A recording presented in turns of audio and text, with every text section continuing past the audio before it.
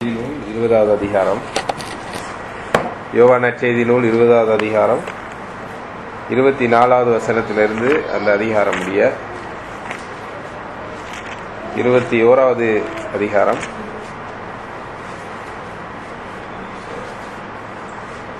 14வது வசனம் வரை. யோவான் 20வது அதிகாரம் 24வது வசனத்திலே இருந்து 21வது அதிகாரம் 14வது வசனம் வரைக்கும் வாசிங்க.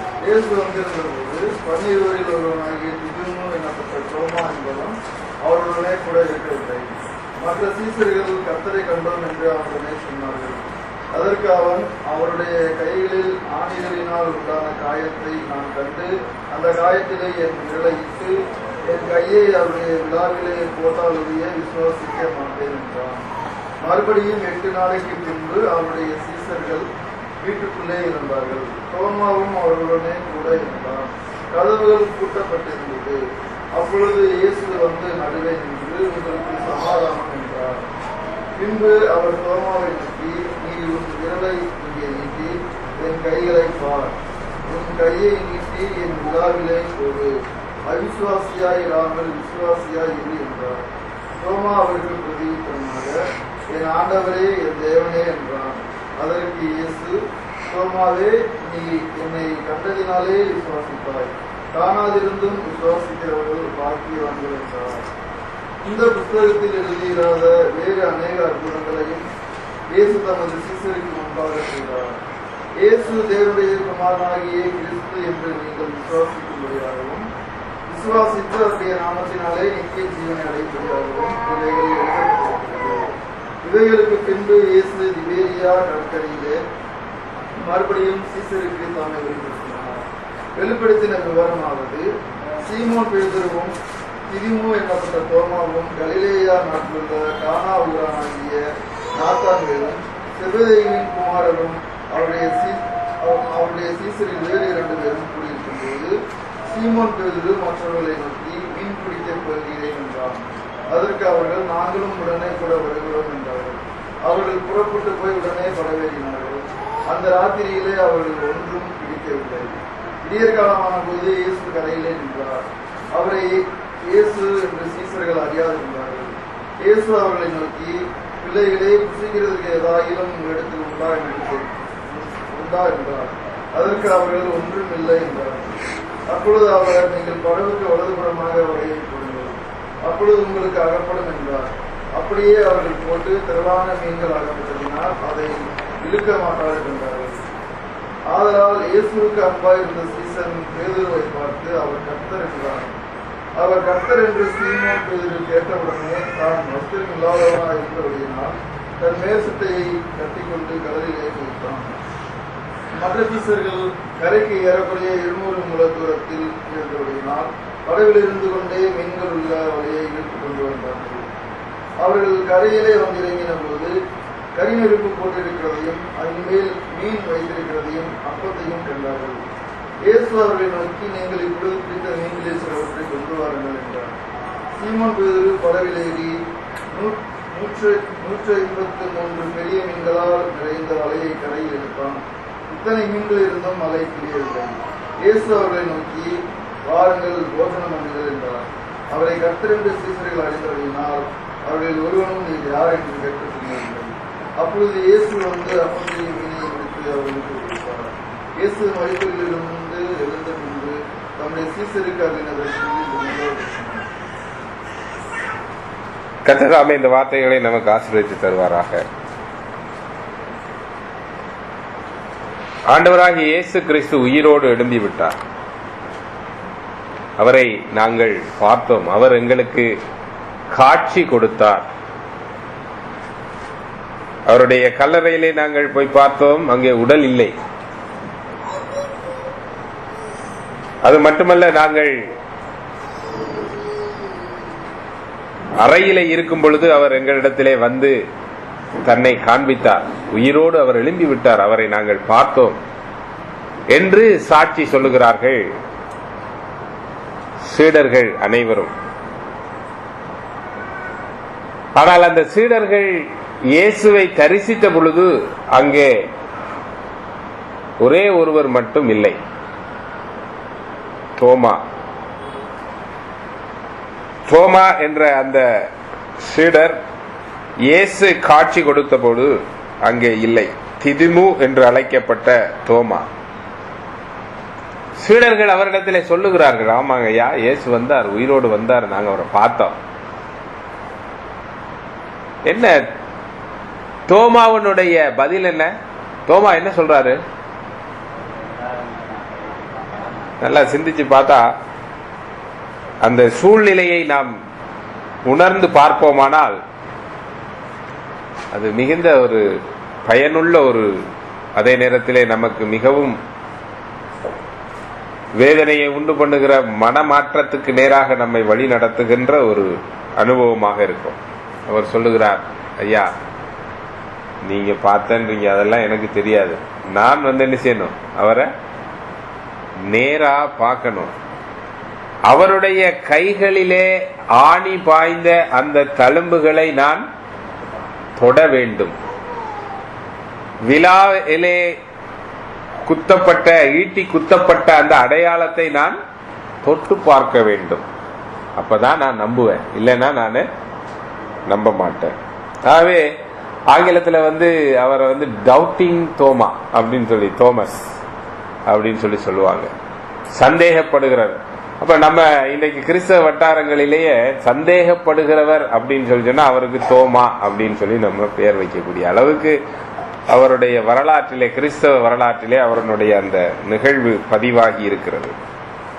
ஆனால் தோமாவுடைய இந்த நிகழ்ச்சியிலே மிகப்பெரிய ஒரு குற்றவாளியாக நாம் தோமாவை பார்க்க வேண்டிய தேவையில்லை.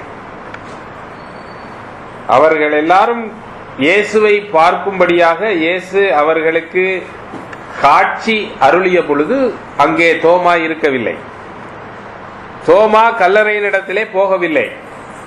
தோமா இயேசுவை இன்னும் காணவில்லை. கண்டவர்கள் இயேசுவை நம்பினார்கள், இயேசு உயிரோடு எழும்பி விட்டார் என்று நம்பினார்கள். ஆனால் இவர் இன்னும் காணவில்லை. அப்ப அவர் கேட்கிறாரு, நான் பாக்குறேன், பார்த்த பிறகு நான் நம்புறேன் அப்படிங்கிறார். அது தப்பா? தப்பில்லை இல்லையா? ஆனா இயேசு அவரை கடைசியிலே கடிந்து கொள்வதிலே இருந்து நம்ம அவர் கொஞ்சம் தவறு செய்து விட்டார் என்ற ஒரு முடிவுக்கு நம்ம வர்றோம். ஏன்னா கடைசியாக அவர் சொல்லும் பொழுது என்ன சொல்றாரு? தோமாவே, நீ கண்டதினால் என்னை நம்புகிறாய், காணாமல் என்னை நம்புகிறவர்கள் ஆசீர்வதிக்கப்பட்டவர்கள் என்று சொல்லி அவர் சொல்லுகிறார். ஆக தோமாவை ஆண்டவர் அங்கே கடிந்து கொண்டது நிமித்தமாக தோமாவினுடைய அந்த சந்தேக செயல் என்பது ஒரு தவறு என்ற ஒரு நிலைப்பாட்டுக்கு நாம் சில நேரங்களில் போகிறோம். குறைபாடு அதுல இருக்குதுன்னு இயேசுவும் அதை காண்பிக்கிறார். ஆனால் அடிப்படையிலே தோமா அந்த காரியத்தை அல்லது இயேசு இந்த விஷயத்தை அங்கே எழுதுவதற்கு அல்லது இந்த நிகழ்வு விதமாக நடைபெறுவதற்கு திருச்சபை வரலாற்றிலே ஒரு முக்கியமான ஒரு காரணம் இருக்கிறது. ஏனென்று சொன்னால், யோவான் தன்னுடைய நற்செய்தியை எழுதும் பொழுது காணுதல் நம்புதல் என்ற அடிப்படையிலேயே எழுதி கொண்டு வருகிறார். இயேசு இந்த உலகத்திலே தன்னுடைய அருட்பணியை ஆரம்பிக்கிற பொழுது 2 சீடர்கள் முதலாவது அதிகாரத்திலேயே 38-39 வசனத்திலே இயேசுவை பின்பற்றி வருகிறார்கள்.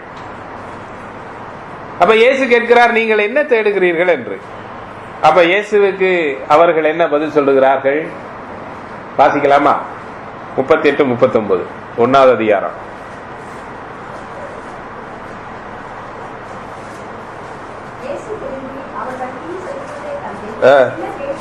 என்ன தேடுகிறீர்கள் என்று கேட்கிறார்.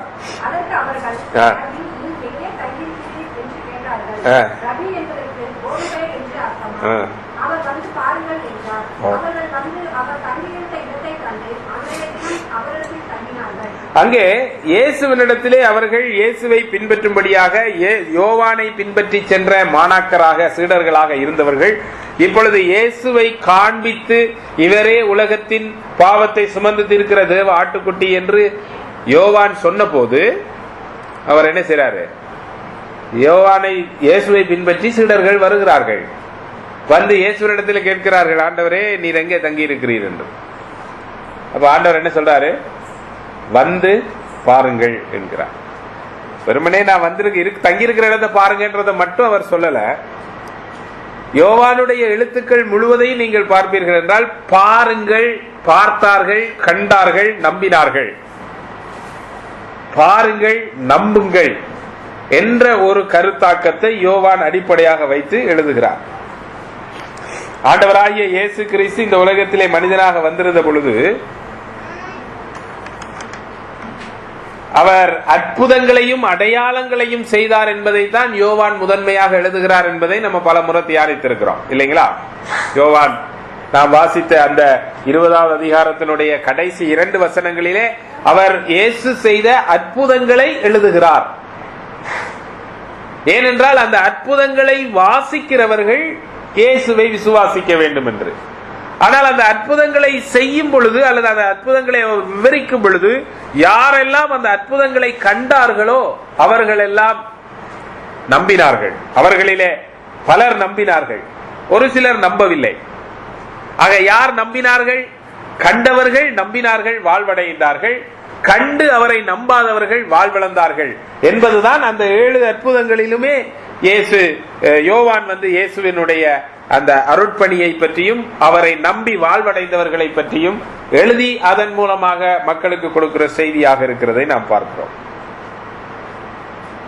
இந்த உயிர்த்தெழுதலின் நிகழ்வை பற்றி கூட நம்ம முதல் பகுதியில 20வது அதிகாரம் முதல் பகுதியில நாம் பார்க்கும் பொழுது அங்கே பேதுருவும் முதல்ல அந்த பெண்கள் போகிறார்கள். அங்கே கல்லறை திறக்கப்பட்டிருக்கிறது. அவர்கள் வேகமாக தகவல் சொல்லுகிறாங்க. சீடர்கள் ஓடி போகிறார்கள். பேதுரு ஓடி போகிறார், யோவான் ஓடி போகிறார். அங்கே யோவான் தன்னை பற்றி எழுதும் போது குறிப்பாக 8வது வசனத்தில் 20வது அதிகாரம் 8வது வசனம் வாசிங்க.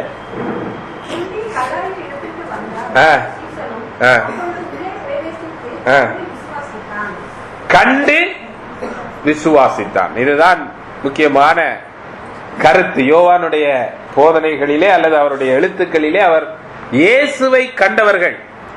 அவர் பிதாவினுடைய செல்ல குமாரனாக இருந்தவர். அவர் தேவனுடைய மகிமையின் தற்சொரூபமாய் இருந்தவர். அவர் மாம்சமாக இந்த உலகத்திலே வந்தவர்.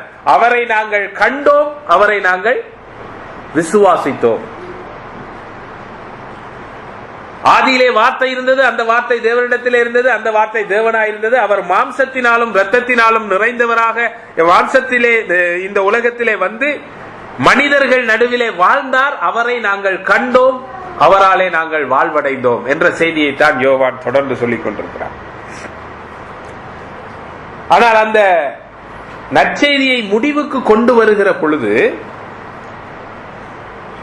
யோவான் இங்கே தோமாவினுடைய நிகழ்வை சொல்லுவதன் மூலமாக ஒரு மிக முக்கியமான உண்மையை அங்கே முன்வைக்கிறார்.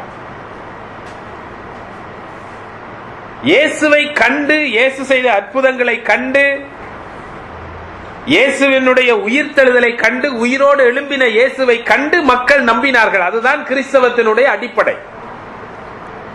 அப்போஸ்தலர்கள், நம்ம அதை பற்றி நம்ம தொடர்ந்து வாசிப்போம். அடுத்த முறைகள்ல நம்ம தியானிப்போம். அப்போஸ்தலர் நடவடிக்கைகளிலே அப்போஸ்தலர்களுடைய சாட்சி, அப்போஸ்தலர்களுடைய நற்செய்தி என்னவாக இருந்ததுன்னு சொன்னால் இயேசு உயிரோடு எழுந்தார் என்பதுதான் அவர்களுடைய செய்தியாக இருந்தது. இயேசு உயிரோடு எழுந்தார், அதற்கு நாங்கள் சாட்சிகள். இயேசு உயிரோடு எழுந்தார், அவரை நாங்கள் கண்டோம், அதற்கு நாங்கள் சாட்சிகள். அப்ப பவுல் கூட தன்னுடைய நற்செய்தியை எழுதும் பொழுது 1 கொரிந்தியர் 15வது அதிகாரம் 3 முதல் 8 வசனங்களிலே இந்த நற்செய்தியை குறித்த அல்லது இயேசுவின் உயிர்த்தெழுதலை குறித்த காட்சியை பற்றி பேசுகிறார். வாசிக்கிறீங்களா? 1 கொரிந்தியர் 15வது அதிகாரம் 3 முதல் 8. கிறிஸ்துவானவர் வேத வாக்கியங்களின்படி நமது பாவங்களுக்காக மரித்து அடக்கம் பண்ணப்பட்டு வேத வாக்கியங்களின்படி 3ஆம் நாளில் உயிர்த்தெழுந்தார். கேபாவுக்கும் பின்பு 12 தரிசனமானார். அதன் பின்பு அவர் 500 பேருக்கு அதிகமான சகோதரருக்கும் ஒரே வேளையில் தரிசனமானார். அவர்களில் அநேகர் இந்நாள் வரைக்கும் இருக்கிறார்கள், உயிரோடு இருக்கிறார்கள், மாத்திரம் நித்திரை அடைந்தார்கள். பின்பு யாக்கோபுக்கும் அதன் பின்பு அப்போஸ்தலர் எல்லாருக்கும் தரிசனமானார். எல்லாருக்கும் பின்பு அகால பிறவி போன்ற எனக்கும் தரிசனமானார். இங்கே அப்போஸ்தலனாகிய பவுல் தன்னுடைய நற்செய்தியை பற்றி அவர் எழுதும் பொழுது மிக தெளிவாக முக்கியப்படுத்தி பேசுகிற விஷயம் என்னவென்றால், இயேசு கிறிஸ்து வேத வாக்கியங்களின்படி சிலுவையில் அறையப்பட்டு மரித்து அடக்கம் பண்ணப்பட்டு உயிரோடு எழுந்தார். உயிரோடு எழுந்தவர் தன்னை தம்முடைய சீடர்களுக்கு படிப்படியாக காண்பிக்கிறார். இப்ப அப்போஸ்தலர் நடவடிக்கைகள் 1வது அதிகாரத்தில் நீங்கள் வாசித்து பார்ப்பீர்கள் என்றால், அவர் உயிரோடு எழும்பி பரமேறுவதற்கு முன்பாக அவர் 40 நாள் அளவும் தம்மை அவர்களுக்கு உயிரோடு இருக்கிறவராக காண்பித்தார். அவர்கள் கண்டார்கள், கண்டு நம்பினார்கள். 12 பேருக்கு முதல்ல பேதுருக்கு காண்பிக்கிறார், அதுக்கு 12 பேருக்கு காண்பிக்கிறார், அதுக்கு பிறகு யாக்கோபுக்கு காண்பிக்கிறார், அதற்கு பிறகு 500 பேருக்கு காண்பிக்கிறார். அந்த 500 பேர்ல சிலர் இன்னைக்கும் உயிரோடு இருக்காங்க அப்படின்றாரு. கடைசியாக அகால பிறவி போன்ற, அகால பிறவின்னா என்னது? அகால பிறவின்னா என்னையா? அகால மரணம்னா என்னது?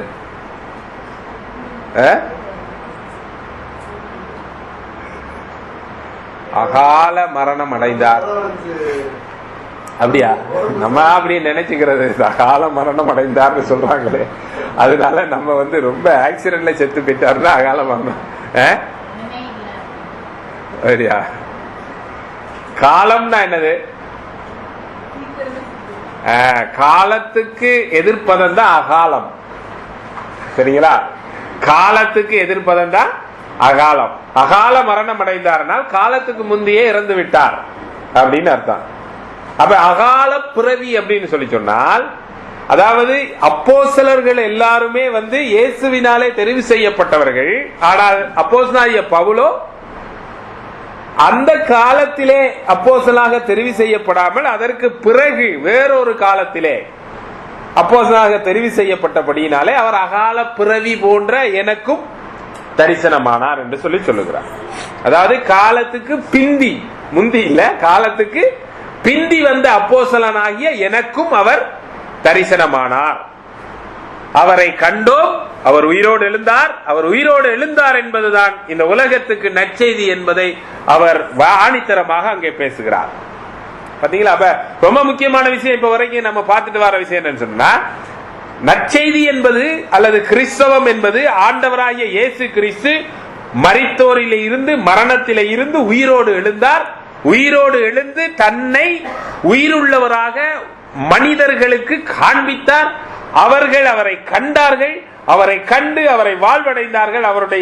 அவர் உயிரோடு எழுந்தார் என்பதைத்தான் அவர்கள் நற்செய்தியாக அறிவித்தார்கள். அதனால் தான் கிறிஸ்தவம் பிறந்தது. இதைத்தான் அங்கே யோவானும் அல்லது முழு வேதாமத்திலே நம்ம பார்க்கிறோம், அதாவது புதிய ஏற்பாட்டில். ஆனால் இங்கே முடிக்க போற தருணத்திலே, நற்செய்தியை முடிக்க போற தருணத்திலே தோமாவின் மூலமாக அங்கே யோவான் ஒரு முக்கியமான நிகழ்ச்சியை எழுதுகிறார். என்ன? என்னை காணாதிருந்தும் நம்புகிறவர்கள் ஆசீர்வதிக்கப்பட்டவர். இவ்வளவு நாளும் எதற்கு முக்கியத்துவம் கொடுக்கப்பட்டது? காணுதல். ஆனால் இப்பொழுது காணாதிருந்தும் நம்புகிறவர்கள் பாக்கியவான்கள். அதற்கு முதல் ஆண்டவர் காட்டுறார், நீ வா, வந்து பாரு, உயிரோடு எழும்பி விட்டேன் என்பதை நீ பாரு, இந்த பாரு, கையில தொட்டு பாரு, இந்த பாரு, என்னுடைய விழாவிலே உன்னுடைய கையை போடு என்று சொல்லி அவர்களை அழைக்கிறார். இந்த ஆதாரங்களை பார்க்கும்படி நேரடியாக உயிருள்ள சாட்சியாக காட்சி அளிக்கிறார். ஆனால் இப்பொழுது அதற்கு தொடர்ந்து வருகிற திருச்சபைக்கு அவர் என்ன கொடுக்கிறார் என்றால், அந்த இயேசுவினுடைய உயிர்த்தெழுதலை குறித்த மற்ற தம்முடைய சாட்சிகளினுடைய வார்த்தையை நம்பும்படியான அழைப்பு கொடுக்கப்படுது. புரியுதா உங்களுக்கு உள்ள வித்தியாசம்? அதுக்கும் இதுக்கும் இருக்க வித்தியாசம். இன்னைக்கு நமக்கும் திருச்சபைக்கும் ஆதி திருச்சபைக்கும் இருக்கக்கூடிய அடிப்படையான வித்தியாசம் என்னவென்று சொன்னால், நாம் சாட்சிகளினுடைய பதிவுகளை நம்புகிறோம். இயேசு நேரடியாக உயிரோடு எழுந்ததை கண்ட அந்த சாட்சிகளுடைய பதிவுகளை நம்புகிறோம். நம்பி அவரை விசுவாசிக்கிறோம். அவரை நம்ம காணவில்லை, ஆனால் அவரை நம்புறோம். அவரை காணவில்லை, ஆனால் நம்ம நம்புறோம். ஆண்டவர் நம்மளை என்ன சொல்றாரு? ஆசீர்வதிக்கப்பட்டவர்கள். யாரை விட ஆசீர்வதிக்கப்பட்டவர்கள்? யோவானை விட ஆசீர்வதிக்கப்பட்டவர்கள், பேதுருவை விட ஆசீர்வதிக்கப்பட்டவர்கள், அப்போஸ்தலனாகிய பவுலை விட ஆசீர்வதிக்கப்பட்டவர்கள், இயேசுவோடு வாழ்ந்தவர்களை விட ஆசீர்வதிக்கப்பட்டவர்கள், இயேசுவை தன் கருவிலே சுமந்த மரியாளை விட ஆசீர்வதிக்கப்பட்டவர்கள். அதனாலதான் அவர் சொன்னாரு, நீர் பாலுண்ண முளைகள் ஆசீர்வதிக்கப்பட்டது என்று சொல்லி மக்கள் சொன்ன பொழுது, அதை பார்க்கிலும் என்னுடைய வார்த்தையை கேட்டு அதன்படி செய்கிறவர்கள் ஆசீர்வதிக்கப்பட்டவர்கள் என்று சொல்லி அவர் சொன்னார். அப்ப இன்னைக்கு இருக்கக்கூடிய நம்முடைய விசுவாசம் எப்படிப்பட்ட விசுவாசம் என்பதை குறித்து நாம் ரொம்ப தெளிவுள்ளவர்களாக இருக்க வேண்டும். அநேக நேரத்திலே இந்த கடவுள் வழிபாடு என்று பொதுவாக நீங்கள் எடுத்துக்கொண்டால், கிறிஸ்தவமாய் இருக்கட்டும், புறமதங்களா இருக்கட்டும், மக்களுக்குள்ள இருக்கக்கூடிய இந்த ஒரு முக்கியமான ஆர்வம் என்னன்னு சொன்னா, கடவுளை நாங்க என்ன செய்யணும்? பார்க்கணும். the experience, the mystical experience. அநேக நேரங்களிலே நம்மை போன்ற திருச்சபைகள் எல்லாம் ஒரு என்ன ஆவி இல்லாத சபைகள் என்று, அல்லது வறட்டு திருச்சபைகள், dry churches. அங்க எக்ஸ்பீரியன்ஸ் கிடையாது. வசனத்தை பற்றி பேசுவாங்க, பாட்டு பாடுவாங்க, அவ்வளவுதான், முடிஞ்சு வச்சு போயிட்டே இருப்பாங்க. அங்க ஒரு எக்ஸ்பீரியன்ஸ் இல்ல. இதே இது நாங்க போய் ஒரு திருச்சபையில, ஆவிக்குரிய திருச்சபையில போய் ஆராதனை செய்தால் அங்க ஒரு எக்ஸ்பீரியன்ஸ் இருக்கு. நாங்க ஸ்தோத்திரம் பண்ணும் போது, கடவுளை துதிக்கும் பொழுது, அந்நிய பாசைகளை பேசும் பொழுது, தீர்க்க தரிசனங்கள் சொல்லும் பொழுது எங்களுக்கு ஒரு எக்ஸ்பீரியன்ஸ் இருக்குது. we have an encounter. கடவுளை நாங்கள் நேரடியாக சந்திக்கிறோம், கடவுளை நாங்கள் அனுபவிக்கிறோம், கடவுளை நாங்கள் பார்க்கிறோம். ஒரு சில மக்கள் அந்த எக்ஸ்பீரியன்ஸ் முக்கியப்படுத்துறாங்க. இன்னொரு சில மக்கள் என்ன செய்றாங்கன்னா, அதை விட இன்னொரு படி போய், கடவுள் எங்களோடு நேரடியாக பேசுகிறார், கடவுள் எங்களோடு தரிசனத்திலே பேசுகிறார், கடவுள் எங்களோடு அசரீரியாக பேசுகிறார். அசரீரின சத்தம் மட்டும் கேக்குது. ஆண்டவர் இடத்துல சொல்றாரு, நீ எழுந்து நட என்கிறார். எழுந்து அங்க போ, இங்க வான்னு சொல்லி சொல்றாரு. So we have a direct encounter with God அப்படின்னு சொல்லி மக்கள் சொல்றாங்க. அது மட்டுமல்ல, இன்னொரு சிலர் அதை விட தாண்டி போய், நானு இப்பதான் காலையில கடவுளோட போய் காபி சாப்பிட்டு வரேன்றாங்க. ஆனா ஆண்டவர் சொல்றாரு, கண்டு விசுவசிப்பவனை விட காணாமல் விசுவசிப்பவன் பாக்கியவான். இவ்வளவு நாள் அது வரலாற்றிலே இயேசு கிறிஸ்து மனிதனாக வந்து சிலுவையிலே மரித்து அடக்கம் பண்ணப்பட்டு உயிரோடு எழுப்பப்பட்ட அந்த வரலாற்று நிகழ்வு வேதாகமத்திலே அங்கே எழுதி வைக்கப்படும்படியாக சாட்சிகளினுடைய கண்களிலே காண்பிக்கப்பட்டது. அப்போஸ்தலனாகிய பவுல் 1 கொரிந்தியர் 15வது அதிகாரத்திலே பேசும் பொழுது அதை ஒரு இறந்த கால நிகழ்வாக பேசுகிறார். 500 பேர் கண்டாயா, 500 பேர்ல கொஞ்சம் பேர் இருக்கிறா, கொஞ்சம் பேர் செத்து போனா, நானும் இருக்கிற உயிரோட, நாங்க கண்ட இந்த காட்சிகள் இங்கே பதிவு செய்யப்பட்டிருக்கிறது. இதை நம்புகிறவனுக்கு வாழ்வு. கண்டு விசுவாசிப்பவனை விட காணாமல் விசுவாசிப்பவன் பாக்கியவான். இதுதான் அங்கே தோமாவினுடைய நிகழ்வில இருக்கக்கூடிய மிக முக்கியமான உண்மை. தோமா சந்தேகப்பட்டாரு, சந்தேகப்படாம இருக்கிறது இரண்டாவது விஷயம், அதை பற்றி நம்ம சிந்திப்போம். ஆனால் அடிப்படையிலே அங்கே இயேசு ஒரு ஆணித்தரமான உண்மையை தன்னுடைய திருச்சபைக்கு முன்வைக்கிறார். நீ பார்க்காவிட்டாலும் இந்த சாட்சிகளினுடைய சத்தியத்தை, இவர்களுடைய வார்த்தையை நீ நம்பும் பொழுது இயேசு உனக்கு வாழ்வளிக்கிறார். அவ்விதமாக வாழ்வடைகிறவர்கள் எந்த வகையிலையும் குறைவானவர்கள் அல்ல, அவர்கள் ஆசீர்வதிக்கப்பட்டவர்கள். ஆகவே இந்த பவர் என்கவுண்டர், எக்ஸ்பீரியன்ஸ் என்கவுண்டரை நாடி தேடி அலைய வேண்டிய தேவையில்லை. அதனால நம்ம அந்த மாதிரி எல்லாம் கடவுள் யாருக்குமே காட்சி கொடுக்க மாட்டாரு, யாரோடையுமே பேச மாட்டாரு என்று சொல்லி நம்ம சொல்ல முடியாது. ஏனென்றால் கடவுளை நம்ம கட்டுப்படுத்த முடியாதுங்க. கடவுள் யாருமே இல்லாத ஒரு ஊரிலே இருக்கிற ஒரு நபருக்கு, நற்செய்தி சென்றடையாத ஊரிலே இருக்கிற ஒரு நபருக்கு தன்னை வெளிப்படுத்த நினைத்தால் ஆண்டவர் வெளிப்படுத்துவாரு. அதை நம்ம இல்ல அப்படி எல்லாம் கிடையாதுங்க. நாங்க தான் போய் சொல்லணும். எங்களுடைய பைபிளை நாங்க இருக்கக்கூடிய எங்களுடைய அருட்பணியின் மூலமாகத்தான் இந்த உலகத்தில் இருக்கிற எல்லா மக்களும் சந்திக்க, நாங்க தான் போய் சொல்லணும். கடவுள் எல்லாம் எங்களை தாண்டி எல்லாம் போக முடியாது அப்படின்னு சொல்ல முடியாது. நிறைய மக்கள் அப்படிதான் சொல்லிட்டு இருக்கிறாங்க. ஆனால் அது தவறானது, பெருமை நிறைந்தது, அகம்பாவம் உள்ளது. ஏனென்று சொன்னால் கடவுளை யாரும் கட்டுப்படுத்த முடியாது. He is God. கடவுள் என்று சொன்னால் கட்டுப்படுத்த முடியாது. கடவுள்னா அவர் அப்படிதான். அவர் நினைச்சா செய்வார். ஆனால் பொதுவாக கடவுள் தம்முடைய வெளிப்பாட்டின் மூலமாகத்தான் செயல்படுகிறார். மனிதர்களுடைய உணர்வுகளை, புலன் உணர்வுன்னா என்னது? மனிதனுடைய ஃபேக்கல்டின்னு சொன்னா அந்த காலேஜில் இருக்கக்கூடிய ஃபேக்கல்டி கிடையாது. ஃபேக்கல்டின்னு சொன்னா நம்முடைய புலன் உணர்வுகள், நம்முடைய அறிவு, ஐம்புலன்கள் கடவுளால் கொடுக்கப்பட்டது. அந்த கடவுளால் கொடுக்கப்பட்ட இந்த ஐம்புலன்களின் மூலமாக நாம் அவரை அறிந்து கொள்ள வேண்டும் என்பதற்காகத்தான் அவர் வரலாற்றிலே மனிதனாக தோன்றி தன்னை காண்பித்து, தன்னை உணர்த்தி, தன்னுடைய வரலாற்றை, நற்செய்தியை வேதாகமத்திலே பதிவு செய்து அதை இன்றைக்கு உலகம் முழுவதும் இருக்கக்கூடிய மக்களுடைய மொழிகளிலே வேதாகமம் மொழிபெயர்க்கப்பட்டு இன்றைக்கு இந்த நற்செய்தி நம்முடைய கரங்களிலே இருக்கிறது. ஆகவே இந்த புலன் உணர்வை தாண்டி டைரக்டா ஆண்டவர் எனக்கு நேரடியா காட்சி கொடுத்தா தான் நான் அவரை நம்புவேன்னு சொல்லி எதிர்பார்க்கிறது தேவையில்லை. பொதுவாக அது தேவையில்லை. அந்த அனுபவம் எல்லாருக்கும் இருக்கும்னு சொல்லி நம்ம சொல்ல முடியாது. ஒரு சிலருக்கு இருக்கலாம், அது பிரச்சனை இல்லை. ஆனால் அந்த அனுபவம் இந்த வேதாகமத்தினுடைய போதனைகளுக்கு எப்படி இருக்கணும்? உட்பட்டதாக இருக்கணும். அதற்கு மாறானதாக, தவறானதாக இருக்கக்கூடாது. அதனாலதான் நம்ம என்ன செய்யறோம், சில நேரங்கள்ல இந்த மாதிரி மக்கள் எல்லாம் தப்புன்னு சொல்லி சொல்றோம் இல்லைங்களா? நான் போய் இயேசு கிறிஸ்துவோட பார்த்தா அங்க பிதாவாகிய தேவன் நாற்காலியில உட்கார்ந்து இருக்காரு, அவருக்கு பக்கத்துல இயேசு கிறிஸ்து உட்கார்ந்து இருக்கிறாரு. பிதாவாகிய தேவனை யாருமே பார்க்க முடியாது அப்படின்னு சொல்லிடக்கூடாதுன்றதுக்கு ஒரு மேகம் போல ஒரு காட்சி இருக்கு.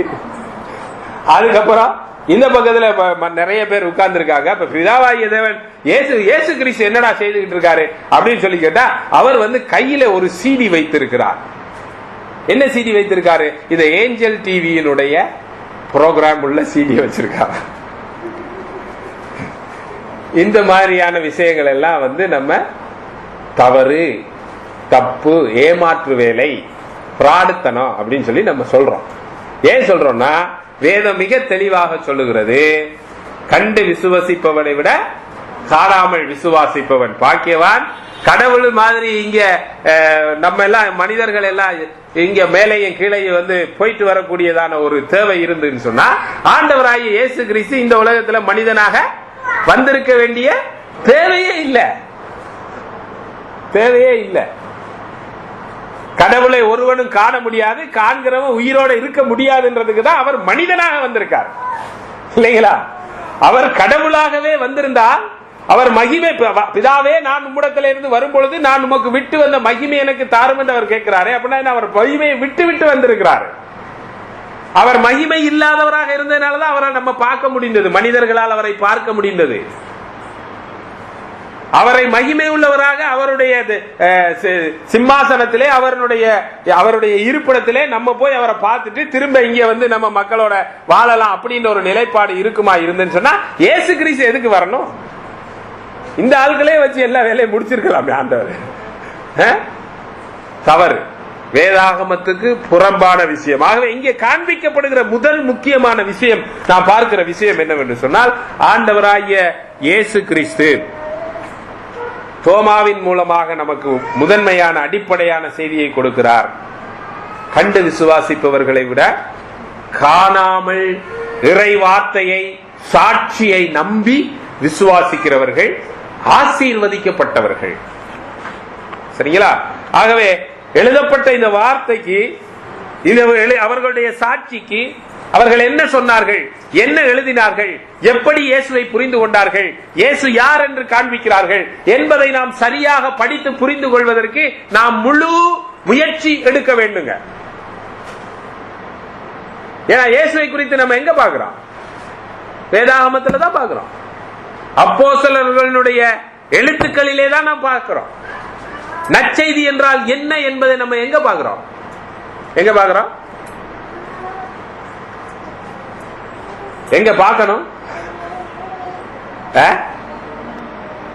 வேதாகமத்தில் எங்க பார்க்கணும்? நற்செய்தி நூல்கள்ல பார்க்கணும்.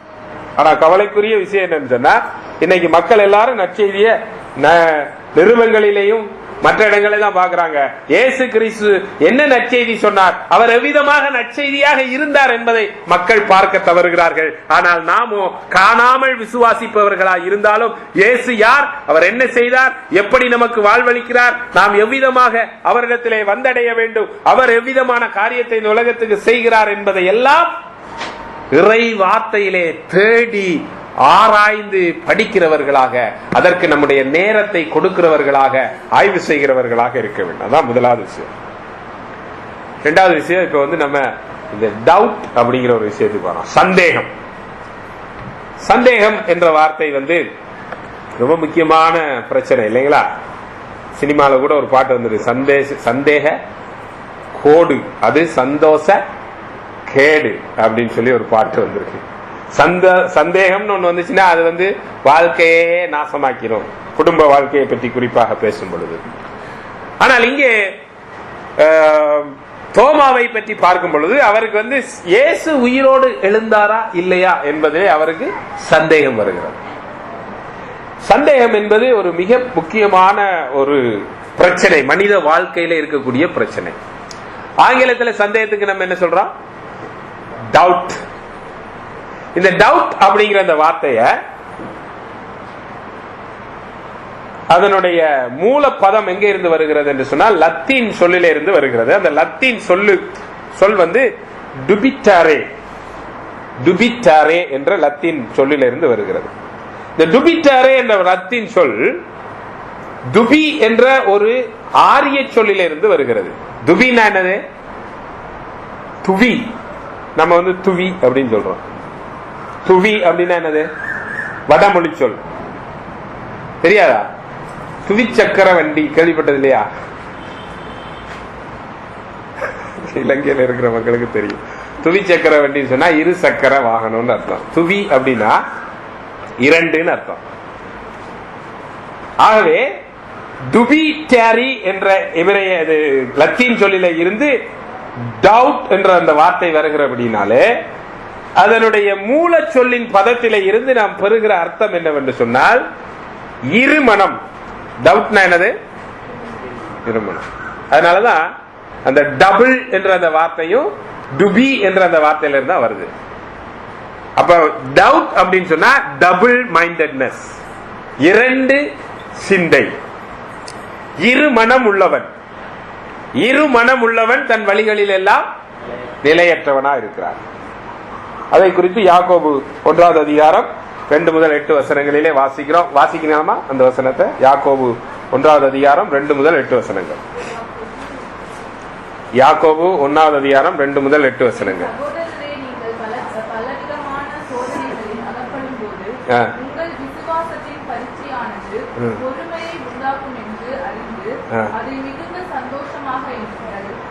நீங்கள் ஒன்றிலும் குறைவுள்ளவர்களாயிராமல் பூரணராயும் நிறைவுள்ளவர்களாயும் இருக்கும்படிக்கு பொறுமையானது பூரண கிரியை செய்யப்படுவது.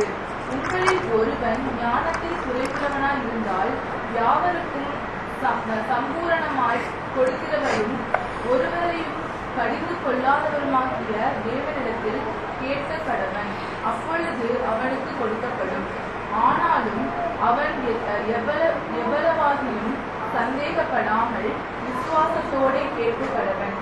சந்தேகப்படுகிறவன் காற்றினால் அடிபட்டு அலைக்கிற கடலின் அலைக்கு ஒப்பாயிருக்கிறான். அப்படிப்பட்ட மனுஷன் தான் கர்த்தரிடத்தில் எதையாகிலும் பெறலாம் என்று நினையாதிருப்பானாக. இருமனம் உள்ளவன் தன் வழிகளிலெல்லாம் நிலையற்றவனாயிருக்கிறான். இருமனம் உள்ளவன் தன் வழிகளில் எல்லாம் நிலையற்றவனா இருக்கிறான். இந்த வசனம் ரொம்ப முக்கியமானது. சந்தேகம் என்பதை குறித்து நாம புரிந்து கொள்வதற்கு, கிறிஸ்தவ வாழ்க்கையிலே வரக்கூடிய சந்தேகத்தை பற்றி நம்ம சரியாக புரிந்து கொள்வதற்கு இந்த பகுதி ரொம்ப முக்கியமான விஷயம். இந்த வசனம் நமக்கு எல்லாருக்குமே நல்லா தெரியும். சிறு பிள்ளைகளுக்கு ரொம்ப தெரியும். யாருக்காவது மனப்பாடமா தெரியுமா? தெரியாது. தெரியாதா? ஏன்னா இந்த வசனத்தை என்ன செய்வாங்கன்னா சின்ன பிள்ளைகளுக்கு அடிக்கடி சொல்லி கொடுப்பாங்க. படிக்கிற பிள்ளைகளுக்கு கடவுள் உங்களுக்கு நல்ல ஞானத்தை கொடுக்கணும் அப்படின்னு சொல்லி சொன்னா நீங்க கடவுளிடத்திலே கேளுங்க, ஆண்டவர் உங்களுக்கு நல்ல ஞானத்தை கொடுப்பார் என்று சொல்லி அந்த வசனத்தை மக்களும் சின்ன பிள்ளைகளை மனப்பாடம் பண்ண சொல்லுவாங்க. ஆனால் இங்க ஞானத்தை தருவார் என்று சொல்லி வசனம் சொல்லுகிறது. ஆனால் என்ன ஞானத்தை பற்றி பேசுகிறார்? கல்வி அறிவை பற்றி இங்க பேசல. எதை பற்றி பேசப்படுகிறது? எந்த ஞானத்தை பற்றி பேசுகிறாரு? தங்களுடைய கிறிஸ்தவ வாழ்விலே வரக்கூடிய பல்வேறு விதமான பிரச்சனைகளிலே, சோதனைகளிலே, கஷ்டங்களிலே, பரீட்சைகளிலே விசுவாசத்தை விட்டு அவர்கள் விலகி போகக்கூடிய வாய்ப்பு வரும் பொழுது, அல்லது அவர்கள் எதிர்பாராத துன்பங்கள், பாடுகள், கஷ்டங்கள் இவர்களை தாக்கும் பொழுது, அவர்கள் நம்பிக்கை இழந்து போகக்கூடிய தருணம் வரும் பொழுது இவர்களுக்கு என்ன தேவையா இருக்கிறது? ஞானம் தேவையா இருக்கிறது. அந்த ஞானத்துக்காக நீங்கள் கடவுளிடத்திலே ஜெபியுங்கள். அப்பொழுது அவர் உங்களுக்கு யாரையும் கடிந்து கொள்ளாதவரும், எல்லாருக்கும் சம்பூரணமாய் கொடுக்கிறவரும், எல்லா ஈவுகளையும் தருகிறவருமாகிய அவர் உங்களுக்கு பரத்திலே இருந்து ஒரு ஞானத்தை கொடுப்பார். அந்த ஞானத்தினாலே நீங்கள் உங்களுடைய வாழ்விலே வருகிற பல்வேறு விதமான பிரச்சனைகள், சோதனைகள், துன்பங்கள், மனக்குழப்பங்கள், மனக்லேசங்கள், பிரச்சனைகள் இவற்றிலே இருந்து நீங்கள் வெளியே வரலாம். புரியுதுங்களா? சந்தேகம் என்பது நம்பிக்கையின்மை, இருமனமுள்ள நிலை. எது சரி எது தவறு, நம்ம கரெக்டா தான் நம்ம போய்கிட்டு இருக்கோமா? அடிக்கடி நமக்கு அந்த சந்தேகம் வருது இல்லைங்களா? கரெக்டா தான் நம்ம போறோமா? போற வழியில எதுவும் பிழை இருக்குதா? நம்ம சிந்திக்கிறது கரெக்டா? நம்ம பேசுறது கரெக்டா? நம்ம நம்புற நம்பிக்கை சரியா? அதனால அநேக நேரத்தில் திருச்சபைக்குள்ள மக்களை பார்க்க முடியல. ஞாயிற்றுக்கிழமை ஆராதனையில நம்ம அவசியம் போகணுமா? தேவையா? இது தேவையான விஷயம் தானே. இது ஞாயிற்றுக்கிழமை நம்ம வேற எங்கேயாவது போனா கொஞ்சம் காசு கிடைக்கும், அல்லது ஜாலியா இருந்தா கொஞ்சம் சந்தோஷமா இருக்கலாம். இங்க உட்கார்ந்து இருக்கணுமோ? காலையில ஞாயிற்றுக்கிழமை 9 மணிக்கு 9:30 மணில இருந்து 12 மணி வரைக்கும் நம்ம வேஸ்ட் பண்ணணுமா அப்படின்னு கூட சில மக்களுக்கு தோணுது. அதனால ஞாயிற்றுக்கிழமை அவங்க பெருசா கருதுறது இல்லை. மக்களுக்கு சந்தேகம் வரும் பொழுது அவர்கள் கடவுளிடத்திலே, ஆண்டவரே எனக்கு ஞானத்தை தாங்கன்னு சொல்லி கேட்கணும். அப்படி கேட்கும் பொழுது அவர்களுக்கு கடவுள் அதை கொடுப்பார் என்ற நம்பிக்கையிலே அவர்கள் அதை கேட்க வேண்டும். கடவுள் கொடுப்பாரா இல்லையா, தருவாரா தரமாட்டாரா, இந்த நிலையில இருக்கிற மக்களை பற்றி தான் யாக்கோபு அங்கே பேசுகிறார். அதுக்கு பிறகு நீங்க 3வது அதிகாரம், யாக்கோபனுடைய 3வது அதிகாரத்துக்கு வரும் பொழுது பரத்திலே இருந்து வருகிற ஞானத்தையும் பிசாசு இடத்திலே இருந்து வருகிற ஞானத்தையும் குறித்த ஒரு ஒப்புமையை அவர் அங்கே வைக்கிறார். கடவுளிடத்திலே இருந்து வருகிற ஞானம் இந்த சந்தேகத்தை கையாளுவதற்கு நமக்கு உதவி செய்கிறது.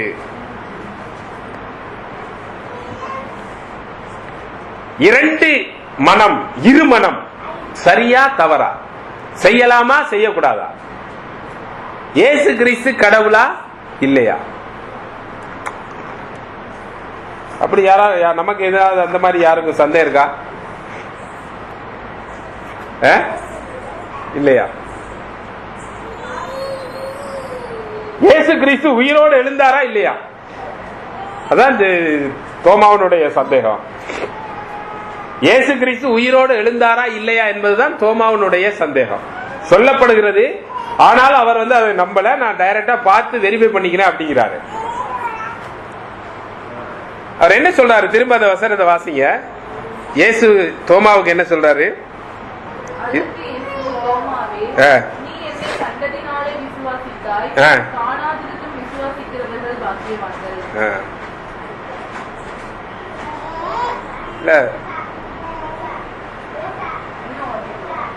இல்ல, அதாவது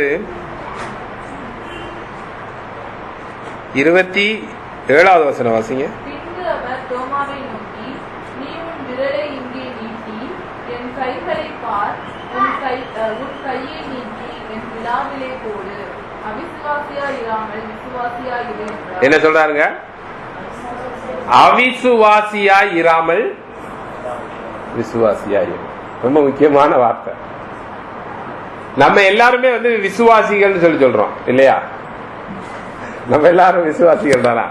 விசுவாசிகள் தான். என்னத்தை விசுவாசிக்கிறோம்? இயேசு கிறிஸ்து பிறந்தார், மரணம் அடைந்தார், உயிரோடு எழுந்தார் என்பதை நம்ம விசுவாசிக்கிறோம். ஆனால் அந்த இருமனம் உள்ள அந்த நிலைப்பாடு நமக்கு அடிக்கடி வர்றதுனால, நம்முடைய வாழ்க்கையில வர்றதுனால, அங்க இயேசு கிறிஸ்து தோமாவை பார்த்து சொல்வதை போல நம்மை பார்த்து சொல்றாரு, நீ அவிசுவாசியாக இராமல் விசுவாசியாக இரு. பல தருணங்களிலே ஆண்டவர் நம்மிடத்திலே தோமாவுக்கு சொன்ன அதே விஷயத்தை அவர் சொல்ல வேண்டிய தேவை வருகிறது, இல்லைங்களா? இயேசு கிறிஸ்து கடவுள் என்ற நம்பிக்கை நமக்கு இருக்குதுங்களா? அநேக நேரத்தில் அந்த நம்பிக்கையிலே ஆட்டம் வருகிறது. இயேசு கிறிஸ்து ஆளுகை செய்கிறார் என்ற அந்த நம்பிக்கை நமக்கு இருக்குதா? கடவுளினுடைய வழிகளை தாண்டி, கடவுளினுடைய வழிமுறைகளுக்கு அப்பாற்பட்ட முறையிலே இந்த உலகத்திலே நான் ஒரு காரியத்தை சாதிக்க வேண்டும் என்று நினைக்கும் பொழுது இயேசு கிறிஸ்து கடவுள் என்று நான் உண்மையிலே நம்புகிறேனா? உதாரணத்துக்கு, ஒரு கிறிஸ்தவன் தன்னுடைய வாழ்க்கையில ஒரு வாழ்க்கை துணையை தெரிவு செய்கிற காரியத்திலேயோ அல்லது இந்த உலகத்திலே உண்மையான ஒரு வாழ்க்கை முறையை வாழுகின்ற விஷயத்திலேயோ இப்படி எல்லாம் போனா வேலைக்கு ஆகாதுங்க. நம்ம என்ன செய்யணும், கொஞ்சம் நெளிவு சுழிவா தான் போகணும். அப்பதான் நமக்கு காரியம் சாதிக்க முடியும் அப்படின்னு நினைக்கும் பொழுது நாம் உண்மையிலேயே இயேசு கிறிஸ்துவை நம்முடைய ஆண்டவராக நம்புகிறோமா? அவிசுவாசியா இராமல் விசுவாசியா இரு என்று ஆண்டவர் அந்த நேரத்திலே நம்மிடத்திலே சொல்லுகிறார். ஏன்னா நம்ம விசுவாசியாக இருக்கிறோம், ஆண்டவருடைய பிள்ளையாக இருக்கிறோம், ஆண்டவருடைய வார்த்தையை நம்புகிறோம். ஆனால் அநேக நேரத்திலே நமக்கு நம்ம தான் கடவுளா இருக்கிறோம், நம்ம தான் ஆண்டவரா இருக்கிறோம். நான் என்னுடைய வாழ்க்கையை நான் விரும்பினபடிதான் வாழ யோசிக்கிறேன் என்று சொல்லி சொன்னால், நான் அவரை விசுவாசிக்கிறேன், அவர் என்னுடைய ஆண்டவர் என்று சொல்வது உண்மையா? அநேக நேரத்தில் நம்மளை கேட்க வேண்டிய இந்த விஷயம் நமக்கு எல்லா மனிதர்களுடைய, எல்லா விசுவாசிகளுடைய, எல்லா கிறிஸ்தவர்களுடைய மனதிலையும் வரக்கூடிய ஒரு பெரிய போராட்டம். அனுதின வாழ்க்கையிலே நமக்கு வரக்கூடிய போராட்டம். என்னுடைய விருப்பத்தை நான் இந்த இடத்திலே நிறைவேற்ற போகிறேனா, அல்லது கடவுளினுடைய சித்தத்தை நான் இந்த இடத்திலே செய்ய போகிறேனா? என்னுடைய வாழ்க்கைக்கு நான் ஆண்டவராக இருக்க போகிறேனா, அல்லது ஆண்டவர் இயேசு கிறிஸ்து உண்மையிலே எனக்கு ஆண்டவராக இருக்கிறாரா? நான் விசுவாசியா இருக்கிறேனா அல்லது அவிசுவாசியா இருக்கிறேனா என்ற கேள்வியை நான் ஒவ்வொரு தருணத்திலும் என்னுடைய வாழ்க்கையின் முக்கியமான தருணங்களிலே கேட்க வேண்டியிருக்கிறது. சில சிக்கல்கள், சில பிரச்சனைகள் வரும் பொழுது வேதம் இப்படித்தாங்க சொல்லுது. ஆமாங்க, வேதம் சொல்லும், அதுக்கு என்ன செய்யறது, நம்மளால முடியாது அதெல்லாம் அப்படின்னு சில மக்கள், விசுவாசிகள் சொல்லிக் கொள்ளுற மக்கள் சொல்றாங்க. வேதனைக்குரிய விஷயம் இல்லையா?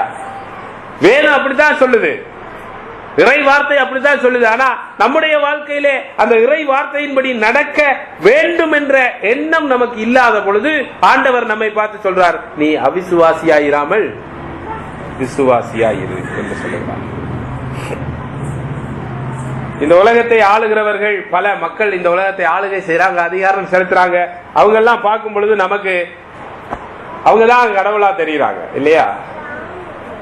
அநேக மக்களுக்கு மருத்துவர்கள் கடவுளா தெரியுறாங்க. ஏன்னா மருத்துவர்கள்ட்ட போயிட்டு நம்ம ஏதாவது ஒரு காரியத்தை அவங்கதான் நமக்கு பார்த்து செய்யணும் ஏதாவது, இல்லைங்களா? சிலருக்கு வக்கீல்கள் கடவுளா தெரியுறாங்க, சில மக்களுக்கு தங்களுடைய நண்பர்கள் கடவுளா தெரியுறாங்க, சில மக்களுக்கு பணம் கடவுளா தெரியுது, சில மக்களுக்கு தங்களுடைய உறவினர்கள் கடவுளா தெரியுறாங்க. அப்ப உண்மையில யார நம்ம கடவுளா நம்புறோம்? எதற்காக நாம் இந்த உலகத்திலே வாழுகிறோம்? இயேசு கிறிஸ்து வானத்தையும் பூமியையும் படைத்தவர், உங்களுக்காக எனக்காக இந்த உலகத்திலே சிலுவையிலே மரித்து அடக்கம் பண்ணப்பட்டு உயிரோடு எழுந்தவர் என்ற அந்த நம்பிக்கை நமக்கு இருக்கிறதா? அல்லது இந்த உலகத்திலே தெய்வங்கள் என்றும் கடவுள்கள் என்றும் அதிகாரங்கள் என்றும் நம்பப்படுகிற காரியங்களை நாம் கடவுள் என்று நம்பிக்கொண்டிருக்கிறோம்? ஆண்டவர் தன்னை அவருக்கு காண்பித்த பொழுது தோமா என்ன ரெஸ்பான்ஸ் பண்றாரு? தொட்டு பார்த்துட்டு அவர் என்ன சொல்றாரு? என் ஆண்டவரே, என் தேவனே. நல்லா கவனிங்க, முதலாக புதிய ஏற்பாட்டில இயேசு கிறிஸ்துவை கடவுளே என்று சொல்லி அழைப்பது தோமாதான். அந்த சந்தேகத்துக்கு அவருக்கு தீர்வு வரும் பொழுது அந்த சந்தேகத்தை அவர் மேற்கொள்ளும் பொழுது அவருடைய விசுவாச அறிக்கை தான் திருச்சபையினுடைய ஆதாரமான விசுவாச அறிக்கையாக காணப்படுகிறது. இயேசு கிறிஸ்துவே ஆண்டவர், இயேசு கிறிஸ்துவே கடவுள் என்ற அறிக்கையை அவர் முன்வைக்கிறார். அவை நம்முடைய வாழ்க்கையில சந்தேகம் வரலாம், நம்முடைய வாழ்க்கையில இயேசு கிறிஸ்து கடவுளா இல்லையான்னு சொல்லி நம்ம கேள்வி வரலாம். என்னுடைய வழியில நான் நடக்க போறேனா, அல்லது பணமா, அல்லது இந்த உலகமா, அல்லது மனிதர்களா, அல்லது இந்த உலக ஞானமா என்பதெல்லாம் நமக்கு இடையில ஒரு டபுள் மைண்டட்னஸ் வரலாம். நிச்சயமா வரும். அதுதான் வாழ்க்கையினுடைய போராட்டம். ஆனால் கடவுள் என்ன செய்யறாருன்னு சொன்னா, அந்த சந்தேகத்தை நீக்கும்படியாக நமக்கு அவர் ஆதாரங்களை காண்பிக்கிறார், தன்னுடைய வார்த்தையை போதிக்கிறார். நம்முடைய வாழ்க்கையிலே சில நேரங்களிலே சில இடத்துல நம்மளை அடிபட விடுகிறார், சில இடங்களிலே நமக்கு துன்பங்களை அனுமதிக்கிறார். தான் தான் இரட்சகர், தான் தான் மீட்பர், தான் தான் ஆண்டவர் என்பதை நமக்கு ஆதாரபூர்வமாக அவர் நம்முடைய வாழ்க்கையிலே காண்பிக்கும் பொழுது அந்த சந்தேகம் நீங்கி நாம் வெளியே என் ஆண்டவரே, என் தேவனே என்று சொல்லி தோமாவை போல நாம் அறிக்கை செய்யக்கூடியவர்களாக நாம் மாற்றப்படுகிறோம். ரொம்ப முக்கியமான விஷயம். அதனால துன்பம் வரும் பொழுது, கஷ்டம் வரும் பொழுது, பாடுகள் வரும் பொழுது, வேதனைகள் வரும் பொழுது நாம் சோர்வடைந்து நின்றுவிடக் கூடாது. எல்லாம் அவருடைய கட்டுப்பாட்டில் இருக்கிறது. அவராலே முடியாத காரியம் என்று ஒன்றும் இல்லை. அவர் நம்மை மாற்ற யோசிக்கிறார். நமக்குள்ளே ஒரு விசுவாசத்தை வளர்க்க, ஒரு உறுதியான விசுவாச அறிக்கையை நம்முடைய உள்ளத்திலிருந்து கொண்டு வர அவர் விரும்புகிறார். அதனாலே நமக்கு பல்வேறு விதமான சூழ்நிலைகள் வழியாக நாம் கடந்து வருவதை அவர் அனுமதிக்கிறார். ஆனால் அதை நாம் மறந்துவிட்டு இயேசு யார், அவருடைய உயிர்த்தெழுதலுடைய நோக்கம் என்ன என்பதையெல்லாம் நாம் மறந்துவிட்டு நம்முடைய பிரச்சனை, நம்முடைய துன்பம், நம்முடைய பாடுகள், என்னுடைய கஷ்டம், என்னுடைய வியாதி, என்னுடைய வேலை, என்னுடைய துன்பம் என்று நம்மை மட்டுமே நாம் அடிப்படையாக வைத்து சிந்தித்துக் கொண்டிருப்போமானால் கடைசியாக இந்த பேதுருவை போல நான் வாசித்த அந்த பகுதியிலே பேதுருவும் அவருடைய நண்பர்களும் மீண்டுமாக மீன் பிடிக்க போனதை போல நம்மளும் என்ன செய்யணும், பழைய வழிக்கு போயிட வேண்டியதா. உட்கார்ந்து இருக்காங்க, இயேசு உயிரோடு எழும்பிட்டார், ஒன்னும் பிரச்சனை இல்லை. அவர் உயிரோடு எழும்பி காட்சி அளித்து விட்டார். கொஞ்ச நாள் ஆச்சு, 40 நாளுக்குள்ள நடக்குது. இது 39 நாள்ல நடந்ததா, அல்லது 25வது நாள்ல நடந்ததா, அல்லது 31வது நாள்ல நடந்ததா நமக்கு தெரியாது.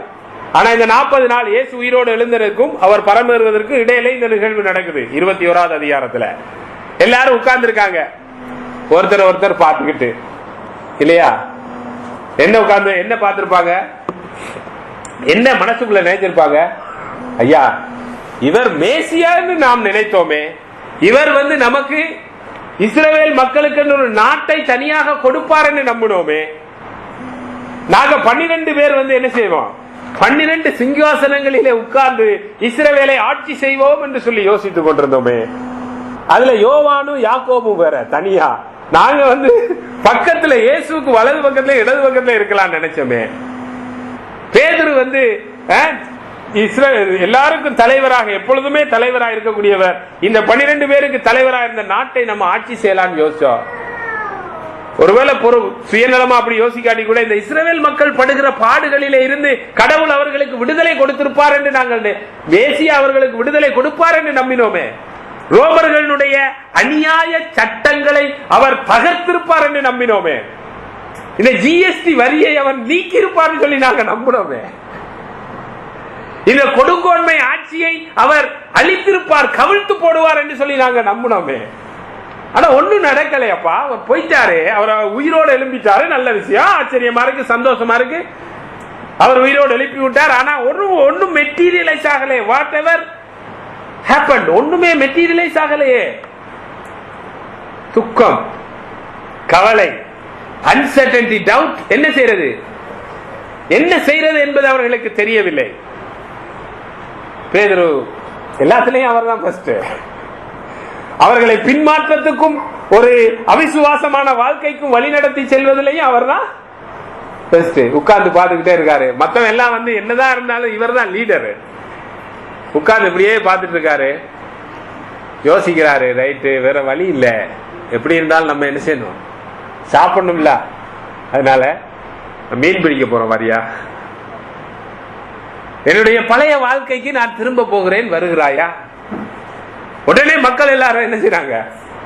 இமிடியேட்டா கமான் நல்ல ஐடியாப்பா, சும்மா வேஸ்டா உட்கார்ந்துகிட்டு இவ்வளவு நேரம் நம்ம என்ன செய்யறது, வா போவா எந்திரி கிளம்பிட்டாங்க. உடனே இவரும் லீட் பண்ணிக்கிட்டு கிளீனா கடலுக்குள்ள போறாங்க. அப்ப சீடர்கள் எல்லாம் பேதுருவோட சேர்ந்து மீன் பிடிக்கிறக்கூடிய ஒரு பயனுள்ள ஒரு வேலையை செய்வார். சும்மா வெட்டியா உட்கார்ந்துட்டு என்ன செய்யறது? அவர் உயிரோடு இருந்தார், ஓகே, ஒரு பிரச்சனை இல்ல. ஆனா நம்ம வெட்டியா உட்கார்ந்து என்ன செய்யறது? ஏதாவது ஒரு வேலையை செய்வோம். ஆனா ஆண்டவர் சொன்னாரு, நீ மீன் பிடிக்கிறவர்களை பார்த்து அவர் சொன்னாரு, நீ மீன் பிடிக்கிறவனாக அல்ல, உன்னை நான் மனிதர்களை பிடிக்கிறவர்களாக ஆக்குவேன், என்னை பின்பற்றி வாருங்கள். அப்ப இவங்க என்ன செய்திருக்கணும்? அந்த நேரத்தில் மறுபடியும் மீன் பிடிக்கிறத பற்றி அவங்க எப்படியாவது யோசிச்சிருக்கலாமா? மீன் பிடிக்க வேண்டாயா, நான் உன்னை மனிதர்களை பிடிக்கிறவர்களாக மாற்றுவேன் என்ற அருட்பணியை கொடுத்து அவர்களை அழைத்து கொண்டு வந்திருக்கிறார். அப்ப இவர் கேட்டிருக்கணும், யோசிச்சிருக்கணும், இயேசு எப்படி நம்மை அழைத்தார்? இவர் உயிரோடு எழுப்பிட்டாரு. அப்ப உட்கார்ந்து நம்ம ஜெபம் பண்ணுவோம் ஆண்டவர்கிட்ட, ஆண்டவரே என்ன நாங்க இப்ப செய்ய, மீனையும் பிடிக்க வேணாண்டீங்க, மனுஷனை பிடிக்க போறேன், என்ன செய்யணும்னு சொல்லி இவங்க கேட்டிருக்கணுமா இல்லையா? கடவுளுடைய சித்தத்தை அவர்கள் நாடி இருக்க வேண்டும், கடவுளுடைய பிரசன்னத்தை நாடி இருக்க வேண்டும். அமைதியா உட்கார்ந்து எதுவுமே செய்யாம உட்கார்ந்துட்டு இருந்தா என்ன ஆகும்? Idle mind is the workshop of Satan இல்லையா? சிந்தை எதுவுமே வேலை செய்யாம, எதுவுமே யோசிக்காம அமைதியா உட்கார்ந்துட்டு இருந்தா அங்க பிசாசு என்ன செய்யறான்? வேலை செய்யறான் கிளீனா. ஒண்ணுமே செய்யாம நீ உட்கார்ந்து என்ன செய்ய போற? கிளம்பு, மீன் எடுத்து வலையை எடுத்துட்டு உடனே வலையை எடுத்துட்டு போயிட்டாங்க.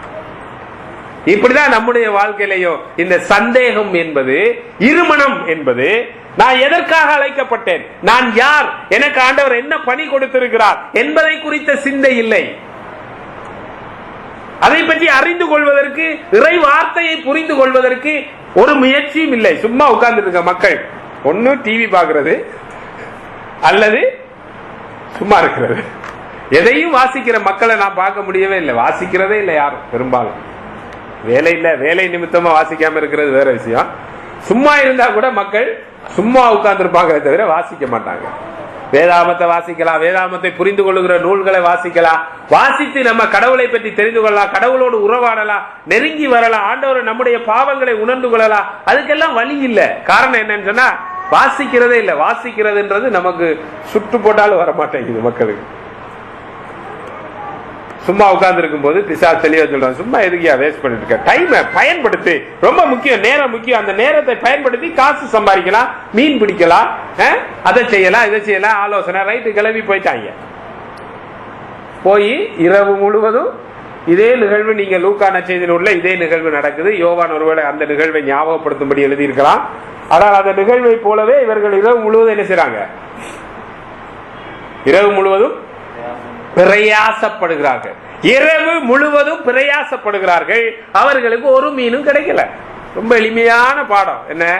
கடவுளுக்கு விருப்பம் இல்லாத வழியில, கடவுள் நம்மை அழைத்த அழைப்பையும் நோக்கத்தையும் விருப்பத்தையும் விட்டுவிட்டு நம்முடைய சொந்த விருப்பத்தின்படி போய் எவ்வளவுதான் சம்பாதிச்சாலும், எவ்வளவுதான் உழைத்தாலும், எவ்வளவுதான் பிரயாசப்பட்டாலும் அதனால ஒரு பிரயோஜனம் இல்லை. நம்முடைய வாழ்க்கையே சூன்யமா இருக்கும்.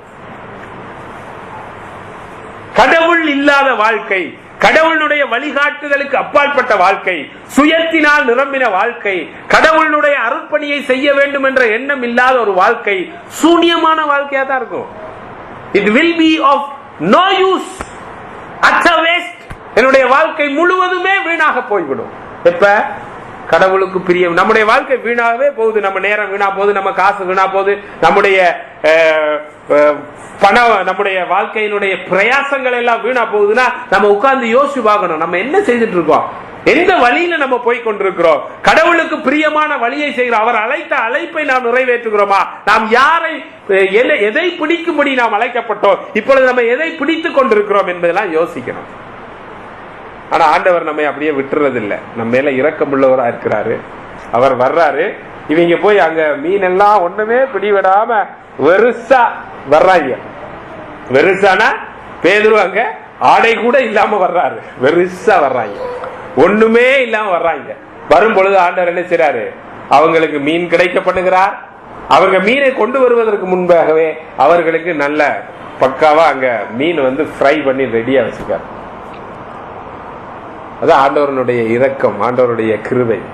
நம்முடைய அருட்பணியை நாம் மறந்துவிட்டு, நாம் விசுவாசிகள் என்பதை மறந்துவிட்டு, நம்முடைய பணி என்ன, நாம் எதற்காக அழைக்கப்பட்டிருக்கிறோம், நாம் எப்படி இந்த உலகத்திலே வாழ வேண்டும் என்பதை எல்லாம் மறந்துவிட்டு, என்னுடைய விருப்பப்படி, என்னுடைய எண்ணப்படி, என்னுடைய சிந்தையின் அடிப்படையில நான் போய் எல்லாவற்றையும் இழந்த பிறகும் ஆண்டவர் அந்த கெட்ட குமாரனுக்காக காத்து கொண்டிருந்த அந்த தகப்பனை போல அவர் அங்க எல்லாத்தையும் ஆயத்தப்படுத்தி வச்சுட்டு காத்துக்கிட்டு இருக்கிறார். நமக்காகவும் அவர் அப்படி காத்து கொண்டிருக்கிறார். நம்முடைய வாழ்க்கையில நாம் ஒருவேளை கடவுளை முழுமையாக நம்பாமல் என்னுடைய வாழ்க்கையை என்னுடைய விருப்பப்படி வாழ வேண்டும், எனக்கு எல்லாம் விருப்பமானபடி இந்த உலகத்திலே நடக்க வேண்டும் என்று சொல்லி, கடவுள் யார், அவருடைய அழைப்பு என்ன, அவருடைய உயிர்த்தெழுதலின் வல்லமை என்ன என்பதை நாம் மறந்து போய் இந்த உலகத்திலே சந்தேகப்பட்டவர்களாக, இயேசுவை தவிர வேற காரியங்களை எல்லாம் கடவுளாக நினைத்துக் கொண்டு நாம் வழிமாறி போய்கொண்டிருக்கலாம். ஆனால் ஆண்டவர் நம் மீது அன்புள்ளவராக, நமக்காக நம்மை அழைத்து, நமக்கு மறுபடியும் வாழ்வளித்து, நம்மை மறுபடியும் அவர் தன்னோடு சேர்த்துக் கொள்ளவும், மறுபடியும் அவர்களை உற்சாகப்படுத்தி மனிதர்களை பிடிக்கிறவர்களாக, வல்லமையாக மனிதர்களை பிடிக்கும்படி அவர்களை அனுப்பினதை போல நம்மையும் என்ன நோக்கத்துக்காக இந்த உலகத்துக்கு ஆண்டவர் அழைத்தாரோ அந்த நோக்கத்தை செய்யும்படி, நிறைவேற்றும்படி நம்மை அனுப்புவதற்காக அவர் நமக்காக காத்து கொண்டிருக்கிறார். நம் தலைகளை தாழ்த்தி நாம் செபிக்கலாம்.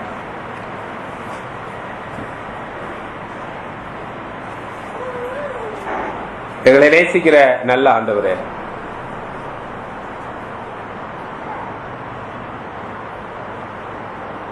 நாங்கள் பாவிகளாக இருக்கிறோம்.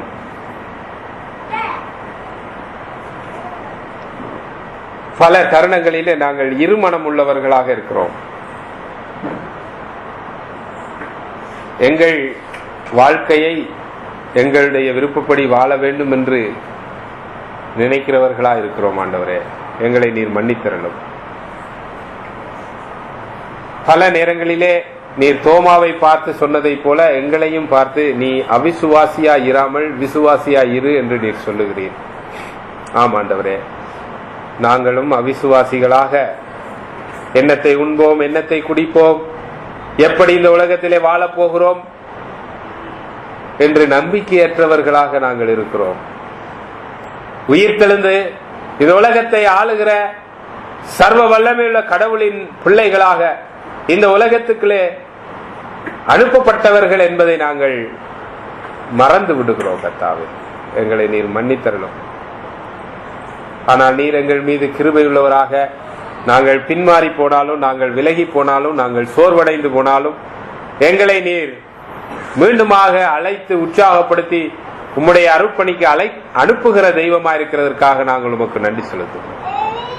அப்படிப்பட்ட உணர்வோடு கூட கர்த்தாவே, நாங்கள் பாவமாக இருக்கிற காரியங்களையும் எங்களை நெருங்கி வருகிற பாரமான காரியங்கள் எல்லாவற்றையும் உதறி போட்டவர்களாக, எங்கள் விசுவாசத்தை தொடக்கிறவரும் முடிக்கிறவரும் ஆகிய இயேசுவை நோக்கி தைரியத்தோடு, நம்பிக்கையோடு, சந்தேகம் இல்லாமல் முழு மனதோடு நாங்கள் ஓடத்தக்கதாக நீர் எங்களுக்கு அருள் செய்யும். சகல துதி கன மகிமை உமக்கு ஒருவருக்கு ஏறெடுத்து இயேசு கிறிஸ்துவின் மூலமாக இந்த ஜெபங்களை ஏறெடுக்கிறோம் நல்ல பிதாவே. என் ஆத்துமாவே கர்த்தரை ஸ்தோத்திரி, என் முழுவதுமே பரிசுத்த நாமத்தை ஸ்தோத்திரி. என் ஆத்துமாவே கர்த்தரை ஸ்தோத்திரி, அவர் செய்த சகல உபகாரங்களை மறவாது. ஆமென்.